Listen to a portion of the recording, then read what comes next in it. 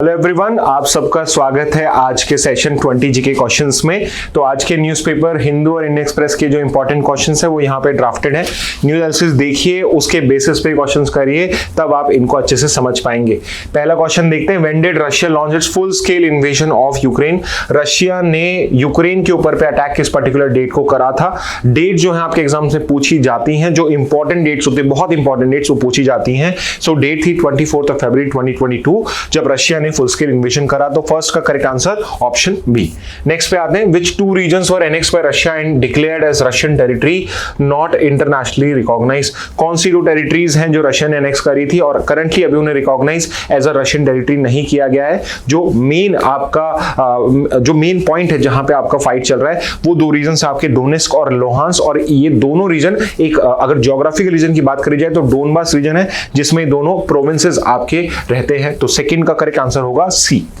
Next पे आते हैं, when was the unified payments interface launched. UPI का लॉन्च ईयर क्या है। तो यूपीआई को आज 9 साल कंप्लीट हो चुके हैं आप, और UPI was launch in the year 2016। Third का करेक्ट आंसर होगा ऑप्शन सी। नेक्स्ट पे आते हैं, which organisation develop UPI. UPI develop किसने करा है। तो यूपीआई डेवलप करा है एनपीसीआई ने। तो एनपीसीआई का फुल फॉर्म क्या होता है आप कमेंट बॉक्स में लिख सकते हैं। नेक्स्ट पे आते हैं, on what date was GST implemented in India. GST का इंप्लीमेंटेशन डे क्या है। तो जो जीएसटी का इंप्लीमेंटेशन डे है वो जीएसटी डे से सेलिब्रेट किया जाता है, और वो डेट है जुलाई 1 और ये इसलिए किया जाता है बिकॉज इट वाज जुलाई 1 2017 जब आपका जीएसटी इंप्लीमेंट किया गया था। So correct answer is July 1 2018। 2017 should be the answer. Okay, तो एक बार का ये क्रॉस चेक के लिए रख लेते हैं, जुलाई 1 2017 होना चाहिए यहां पे। Okay, it is July 1 2017। Okay, आगे मूव करते हैं नेक्स्ट क्वेश्चन पे, which constitutional amendment introduce GST. GST जो है वो किस कॉन्स्टिट्यूशनल अमेंडमेंट से आया था। तो वो आया था 101st कॉन्स्टिट्यूशनल अमेंडमेंट एक्ट जो 2016 में आया था, 2017 में इंप्लीमेंट हुआ, इसलिए हम 1 जुलाई 2017 को उसको इंप्लीमेंटेशन डेट मानते हैं। करेक्ट आंसर इसका होगा option D.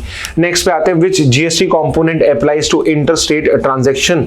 Inter state transaction पे कौन सा जीएसटी लगता है। तो उस पे लगता है इंटीग्रेटेड जीएसटी, यानी कि 7th का करेक्ट आंसर होगा ऑप्शन बी। नेक्स्ट पे आते हैं, what is MDR in the context of digital payments. UPI के कंटेक्स्ट में पढ़ा था, एमडीआर होता है मर्चेंट डिस्काउंट रेट, और merchant discount rate is basically the fee charge to merchants. तो ये एक फी होती है, मर्चेंट डिस्काउंट रेट डिस्काउंट नहीं होता है, ये एक फी होती है जो बेसिकली बैंक चार्ज करता है, बिकॉज वो यहाँ पे आपको क्रेडिट कार्ड, डेबिट कार्ड या लेट्स से डिजिटल पेमेंट का यहाँ पे आपको ऑप्शन प्रोवाइड करते हैं। तो 8th का करेक्ट आंसर होगा सी। नेक्स्ट पे आते हैं, who is set to become the next Indian astronaut to visit space as part of the Axiom 4 mission in May 2025।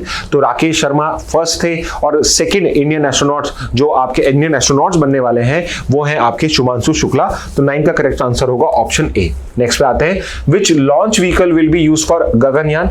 तो इसके लिए जो इसरो का सबसे पावरफुल रॉकेट है जो है LVM-3, इसको ह्यूमन रेटेड करा जाएगा और फिर वो बन जाएगा HLVM-3।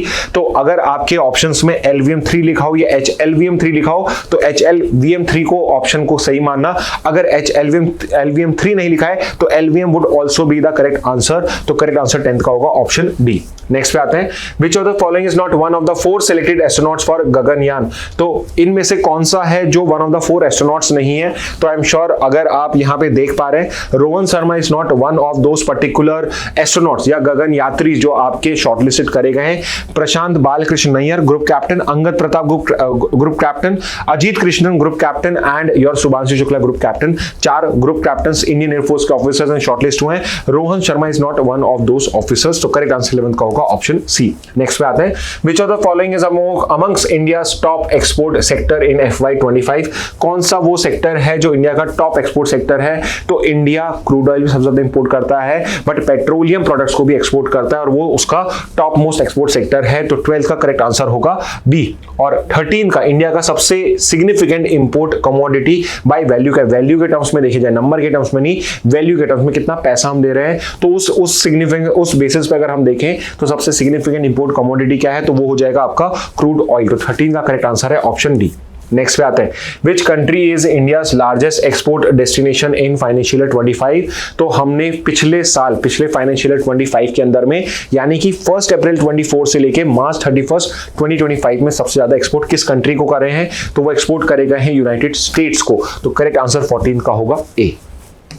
नेक्स्ट पे आते हैं, which country is India top source of imports in financial 25। तो हर कंट्री की तरह, हर बड़ी कंट्री की तरह जो बहुत ज्यादा मैन्युफैक्चरिंग में कुछ भी इंपोर्ट करती है, just like any other country, India is also the dependent on China, और चाइना ही इंडिया का भी टॉप सोर्स ऑफ इंपोर्ट है। तो करेक्ट आंसर 15 का होगा ऑप्शन बी।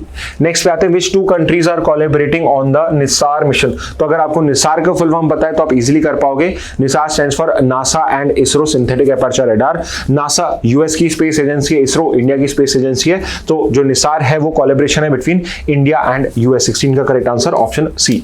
नेक्स्ट पे आते हैं, which 2 manuscripts were added from India to the memory of world register in 2025। तो आपके जो 2 पर्टिकुलर मैन्युस्क्रिप्ट जो आपकी इस बार इनकॉर्पोरेट करी गई हैं, और टोटल उससे 14 आपकी मैन्युस्क्रिप्ट इंडिया से जा चुकी हैं आउट ऑफ 570, वो है भागवत गीता और नाट्य शास्त्र। तो 17 का करेक्ट आंसर होगा ऑप्शन सी।